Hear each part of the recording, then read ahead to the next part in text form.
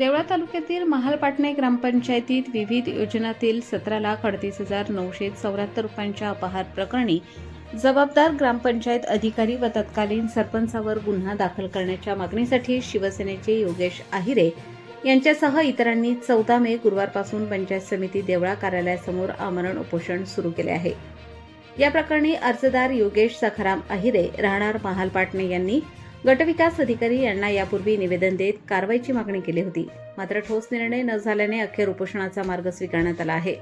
निवेदनानुसार 15वा वित्त आयोग, ग्रामनिधी, पाणीपुरवठा व इतर योजनांमध्ये झालेल्या आर्थिक गैरव्यवहारांबाबत पंचायत समितीच्या चौकशी अहवालात अपहार झाल्याचे स्पष्ट नमूद करण्यात आले आहे। या प्रकरणी तत्कालीन ग्रामपंचायत अधिकारी अमोल खैरनार व तत्कालीन सरपंच सुरेखा ठाकरे यांना जबाबदार धरले असल्याचा दावा करण्यात आला आहे। महाराष्ट्र शासनाच्या नियमानुसार अशा प्रकरणांमध्ये संबंधितांवर तात्काळ गुन्हा दाखल करणे आवश्यक असतानाही अद्याप कारवाई न झाल्याचा आरोप करण्यात आला आहे। संबंधितांना वारंवार नोटीस देऊन कारवाई लांबवली जात असल्याची टीकाही करण्यात आली आहे। दरम्यान मागण्या मान्य होईपर्यंत उपोषण सुरूच ठेवण्याचा निर्धार आंदोलकांनी व्यक्त केला आहे।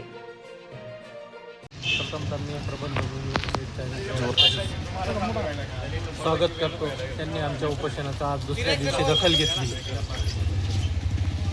महालपाटणे ग्रामपंचायतमध्ये गेल्या अनेक वर्षापासून सातत्याने चालत आलेला हा भ्रष्टाचार कुठेतरी थांबवण्यासाठी आम्ही वारंवार प्रशासनाकडे, जिल्हा परिषद प्रशासनाकडे तक्रारी देऊन या गोष्टीला कुठेतरी आळा बसावा असं मुख्य कार्यकारी अधिकारी जिल्हा परिषद नाशिक यांच्याकडे वारंवार मागण्या केल्या होत्या।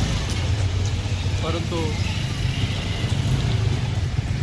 17-15-10-2025 रोजी जी आम्ही तक्रार दिली, त्या तक्रारी अर्जाच्या अनुषंगाने त्या ठिकाणी चौकशी झाली। त्या चौकशीच्या अनुषंगाने 17,38,974 रुपये एवढा मोठा भ्रष्टाचाराची रक्कम, त्या ठिकाणी एवढा मोठा भ्रष्टाचार समोर आला।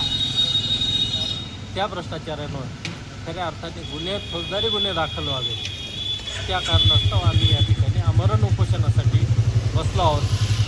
एवढंच बोलतो।